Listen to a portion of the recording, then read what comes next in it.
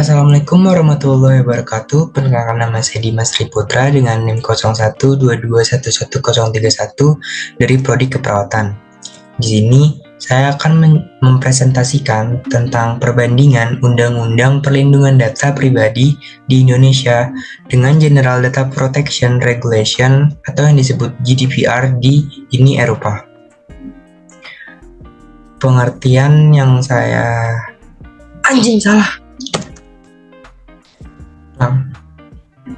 Assalamualaikum warahmatullahi wabarakatuh. Perkenalkan, nama saya Dimas Triputra dengan NIM 0122111031 dari Prodi Keperawatan. Di sini saya akan mempresentasikan tentang perbandingan Undang-Undang Perlindungan Data Pribadi di Indonesia dengan General Data Protection Regulation atau yang disebut GDPR di Uni Eropa.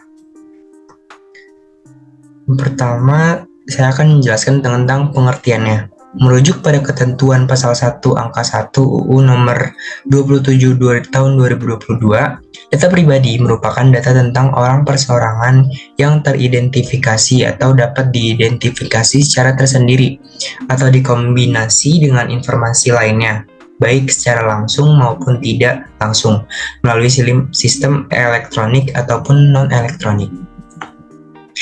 Pengertian yang tadi saya jelaskan mengenai pengertian di Indonesia, dan sekarang saya akan menjelaskan tentang pengertian di Uni Eropa.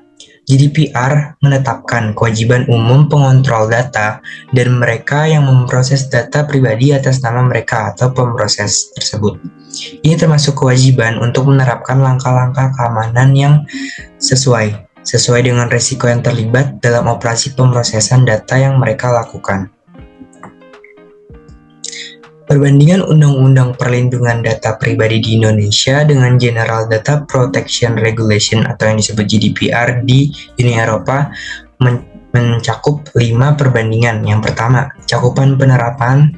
Yang kedua, definisi dan data pribadi. Yang ketiga, dasar hukum untuk melakukan pemrosesan data. Dan yang keempat, hak subjek data. Yang kelima, sanksi atau hukuman bagi pelanggar. Mengenai sanksi dan hukumannya, di Indonesia dan Eropa mempunyai sanksi hukuman tersendiri. Yang pertama, di Indonesia berbunyi, setiap orang yang dengan sengaja dan melawan hukum mengungkapkan data pribadi yang bukan miliknya sebagaimana dimaksud dalam pasal 51 ayat 2, dipidana dengan pidana penjara paling lama 2 tahun atau pidana denda paling banyak 20 miliar. Sedangkan sanksi hukuman yang ada di Uni Eropa, sanksi bagi pihak yang melanggar GDPR tersebut ditentukan dalam denda yang dimulai dari 10 juta euro hingga 20 juta euro atau bahkan menggunakan dasar omset perusahaan bersangkutan sejumlah 2% sampai 4%. Kesimpulan yang didapat yaitu mengenai kurangnya eksplisitnya pengaturan tentang perlindungan data pribadi nasabah menyebabkan terancamnya keamanan para pengguna jasa vintage. Indonesia semestinya mempunyai regulasi mengenai vintage seperti di Uni Eropa dan Malaysia. Meskipun Malaysia mengatur mengenai vintage syariah, bukan berarti vintage konvensional tetapi tidak memiliki perbedaan yang signifikan tentang vintage konvensional. Maka dari itu, Indonesia semestinya mempunyai regulasi mengenai vintage tersebut. Sehingga perlu adanya legal reform terkait vintage di Indonesia seperti yang diterapkan Uni Eropa dan Malaysia dengan membentuk lembaga pengawasan serta memberikan kewenangan yang sangat luas bagi OJK untuk mengatur dan mengawasi industri jasa keuangan online untuk bisa dimuat dalam aturan hukum setingkat undang-undang.